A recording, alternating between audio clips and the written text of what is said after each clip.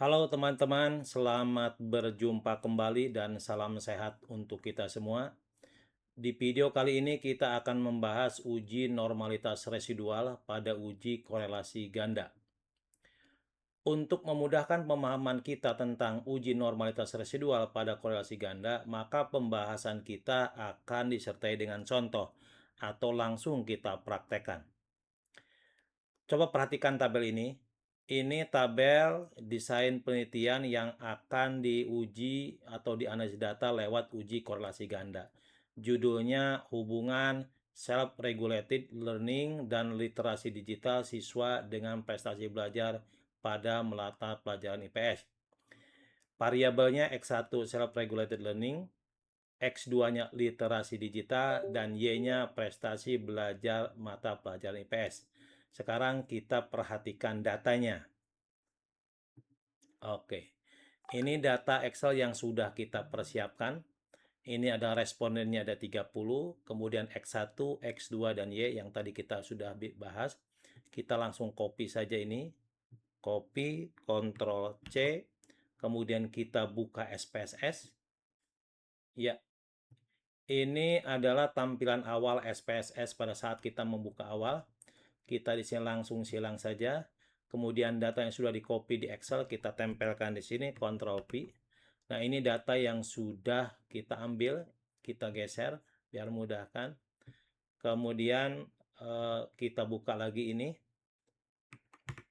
Ya.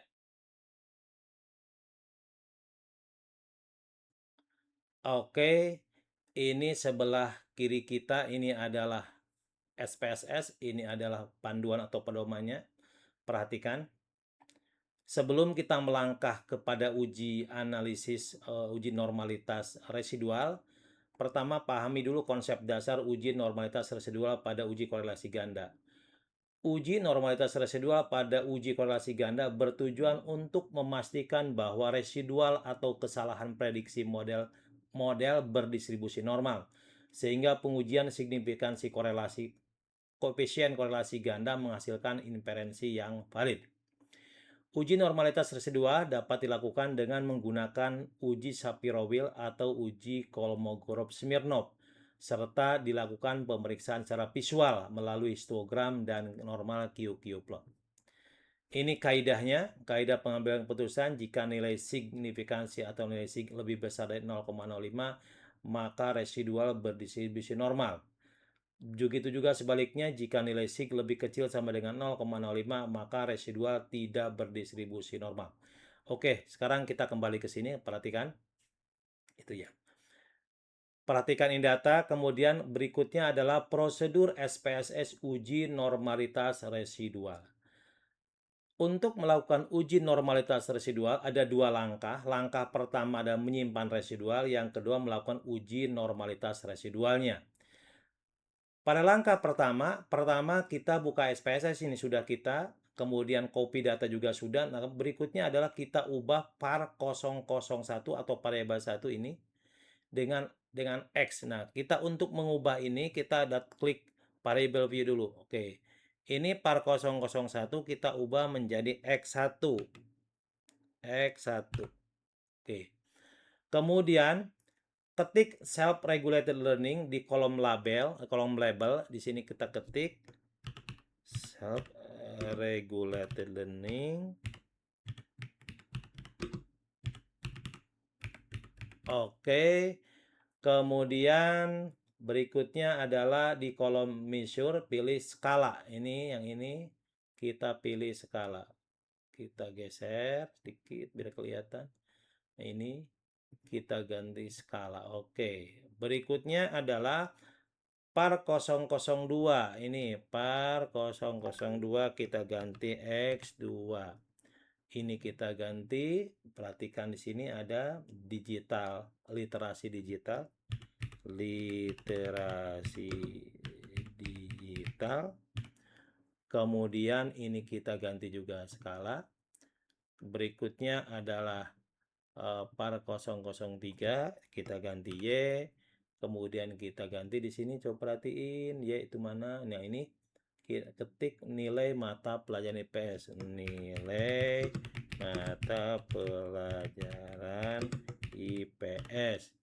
Ini juga harus skala. Oke. Setelah ini selesai, selanjutnya perhatikan di sini kita memunculkan variabel residualnya dulu itu ya.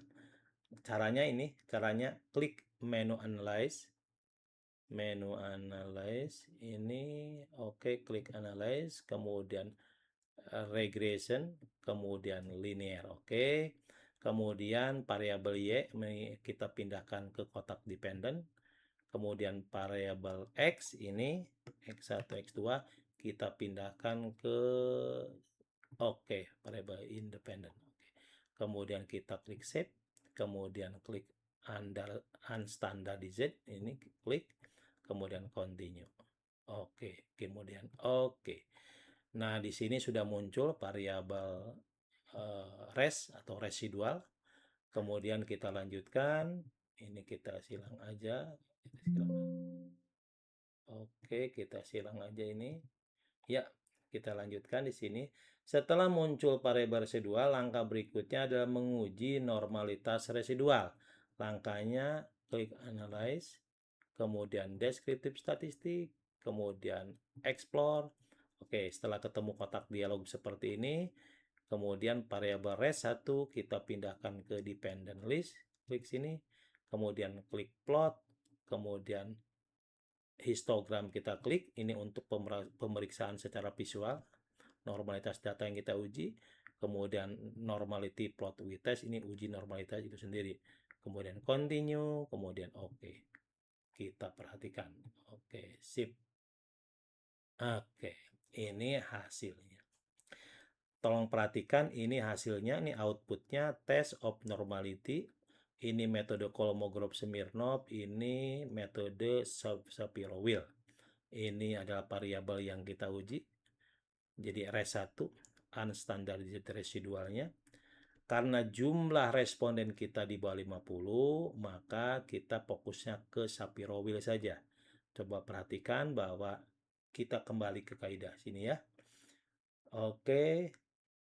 Kita langkah berikutnya adalah interpretasi. Bicara interpretasi, maka bicara kaidah. Harus ingat kaidah. Jika nilai sig lebih besar 0,05, maka residual berdistribusi normal. Dan sebaliknya, jika nilai sig lebih kecil sama dengan 0,05, maka residual tidak berdistribusi normal. Tolong perhatikan yang ini saja, Shapiro-Wilk, karena jumlahnya di bawah 30. Nilai signya itu 0,101. Kita bandingkan dengan 0,05, maka tentunya bahwa nilai sig itu lebih besar. Jika nilai sig lebih besar dari 0,05, maka residual berdistribusi normal. Kita buatkan interpretasinya di sini. Berdasarkan hasil ujian normalitas residual menggunakan Shapiro-Wilk. Kenapa Shapiro-Wilk? Tadi saya katakan karena respondennya di bawah 50 nih, 30 kan. Diperoleh nilai signifikansi sebesar 0,101. Karena nilai signifikansi itu lebih besar dari 0,05, maka dengan demikian residual pada model regresi berdistribusi normal, sehingga asumsi normalitas pada regresi korelasi ganda telah dipenuhi. Kemudian untuk lebih meyakinkan kita, tapi bukan yang utama, ini kita lakukan pemeriksaan secara visual. Nih kita ke bawah. Yang pertama lihat histogram. Ini histogramnya. Panduannya supaya kelihatan normal atau tidaknya kita klik 2 kali. Setelah klik 2 kali, klik elemen, kemudian klik show distribution kurva. Nah, kurang lebih seperti ini. Jadi, tolong perhatikan. Maka kalau lihat kurva ini, maka memang bahwa data ini berdistribusi normal. Maka di dalam pemeriksaan secara visual, kita buatkan narasinya. Berdasarkan histogram residual, distribusi data nampak menyerupai kurva lonceng dan mengikuti pola distribusi normal. Nah, ini pola distribusi normal yang ini nih ya. Meskipun terdapat sedikit kemencengan, penyimpangannya tidak signifikan sehingga secara visual residual dapat dinyatakan berdistribusi normal dan asumsi normalitas telah dipenuhi. Ini untuk histogram. Sekarang kita lihat yang normal QQ plotnya, lebih kelihatan ini ya. Nah, ini normal QQ plot. Tolong perhatikan. Ini adalah garis diagonal yang menjadi acuan, gitu ya. Ini adalah data-data yang dimiliki. Jadi berdasarkan normal QQ plot, titik-titik residual yang ini, gitu ya, terlihat di gambar menyebar di sekitar garis diagonal,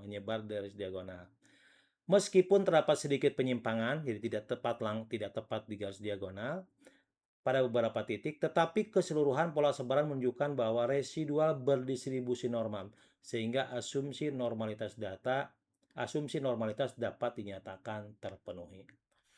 Demikian pembahasan hari ini, pembahasan di video kali ini. Semoga bermanfaat. Sampai jumpa di video berikutnya.